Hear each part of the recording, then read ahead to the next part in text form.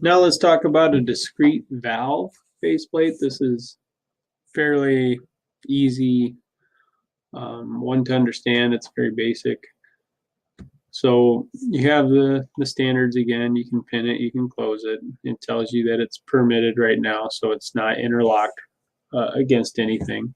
If it was interlocked, you could go down to the magnifying glass and find out what was interlocking it.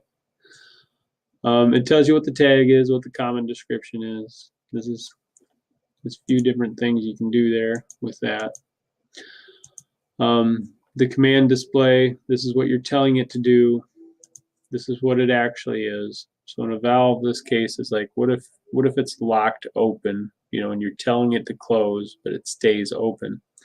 So that would tell you, the system's telling it to close, but something out in the field is not letting it close.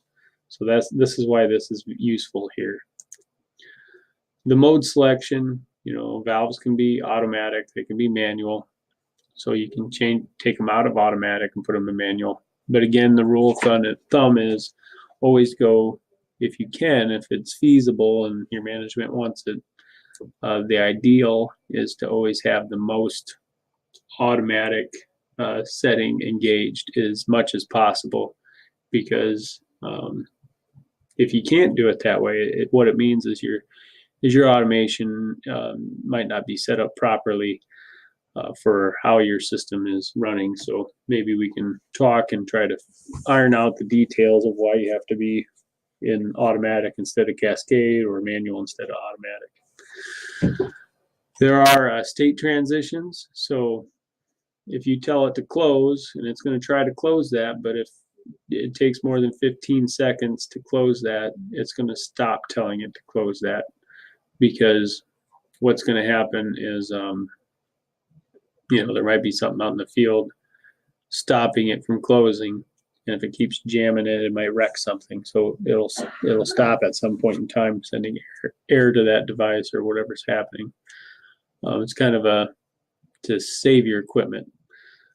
It'll tell you the device state. It's failed to close, fail alarm, closed, confirmed, lost. So there's some troubleshooting here. So if you see some funky stuff going on there, we can it kind of helps troubleshoot. So if you find somebody that's doing the troubleshooting, they will look at that.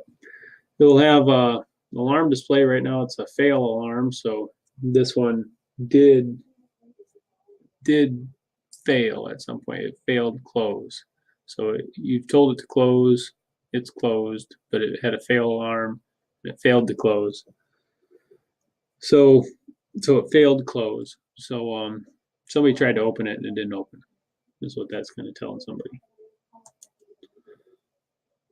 So again, at the bottom, the detail pop-up, going to the HMI associated with the device. If you found it through a search bar, you have the trends, you have the getting to the coding, and you have the historical trend, and you can acknowledge this alarm through that button. And you can always bring it into a chart if you want to as well. Now for the detail, when you click on that magnifying glass, this will pop up. There are interlocks associated with just about any output in the system. So if the system has control over it, we can put an interlock on it. So if you have any ideas, we'd love to help you. Remember that 15 seconds fail situation. If you're trying to open it, you can change that. 15 seconds is a long time for something to try to open. If you wanted to change that to preserve your equipment, if it was a worry of yours, you could change those. You have trip time, delay time, restart time, crack time. These are all different settings. So if you want to delay it, you could click it, you could change this. And so if you click open, it's going to take whatever seconds. Let's say you put 5 seconds in there. It's going to count down to 5 and then open it. You got restart time, you got crack time. So how long do you want that valve to open? Do you want it to be fast as possible? Put 0. If you want it to open slowly, take 5 seconds. Those are you're able to set those. And depending on how you have this set up, there could be more or less limits in here available to operators. Again, you have the interlocks, which are obviously very important. You need the interlocks, and it's always good to remember that the first out will have an arrow, right? And that arrow will pretty much tell you what caused your interlocked condition. You'll have your diagnostics over there used for troubleshooting, as well as simulate. So